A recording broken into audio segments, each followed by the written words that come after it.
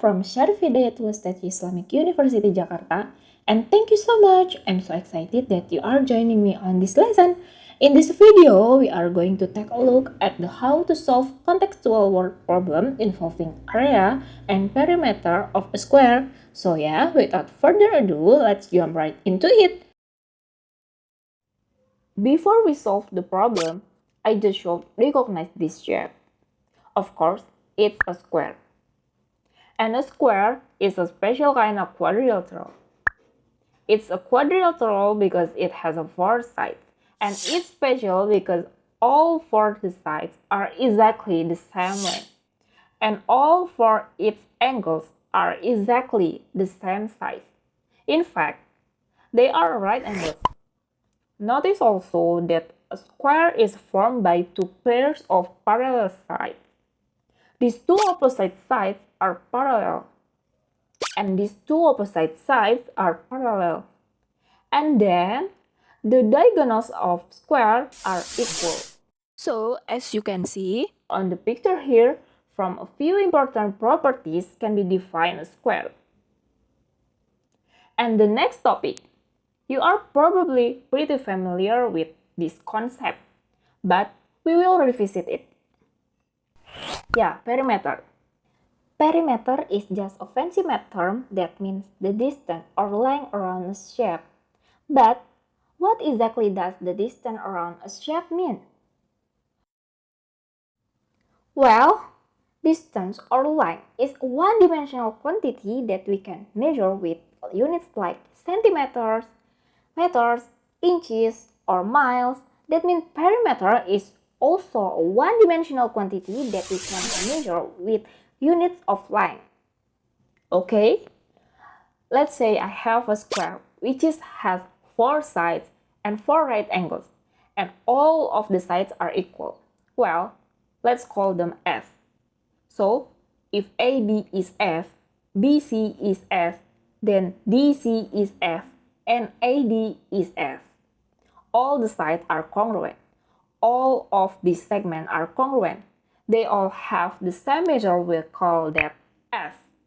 So, if we want to figure out the perimeter here, it will just be S plus S plus S plus S, or 4 times S, which is going to be the formula of square perimeter. And then, let's jump to the next concept. Yeah, the next concept is area. Area is kind of a measure of how much space does this thing take up in 2 dimensions. And one way to think about area is, if I have a 1 by 1 square, it means you only have to specify 2 dimensions for a square because the other 2 are going to be the same. Well, the square is just a special case where the length and the width are the same. So if I have a square, let's call that ABCD. Let's say I want to find the area. To find the area of a square, all we have to do is multiply its 2 side dimensions together. They are usually called the length and the width. So the formula looks like this. A for area, L for length, W for width. But we know that all the sides of square are equal. So the area of a square can be A equal S times S, or S squared. What about units? For example, centimeter times centimeter. It just gives us square centimeters, which we can write like this using 2 as an exponent. So, whenever you see units like centimeter square, meter square, inches square, mile square, you know it's a measurement of 2-dimensional quantity area. The units are really important when you are talking about perimeter and area. I think it's the time to practice the lesson to solve the problem. In this morning, Jessica walked around the square park, which is the area of the park is 10,000 meters square. If she did 2 times around the park, how much did she walk? Alright, Now, we solve Jessica's problem. The first step, identify the problem. The park has a square shape. The area of the park is 10,000 meters square. Jessica walked around the park 2 times. Second step, develop the solution. We can illustrate the problem using the picture. Then, we can find the relation between the picture and the characteristic or properties of a square.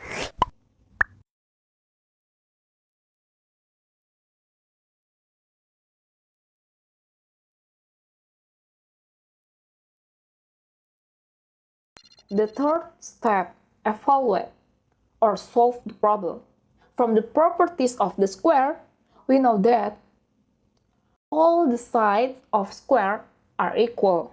Okay, let S be the length of one side of the square. We know that the formula of area is A equal S times S or S squared. From that formula, substitute the area of a square park.